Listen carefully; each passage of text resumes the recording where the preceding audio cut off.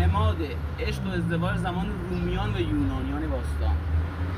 درخچه بسیار زیبای توری تو محوطه باز بکارید، خیلی خوشگلی و به شرطی که تو محوطه باز میکاریم آبیاری روزانه رو احتیاج داریم.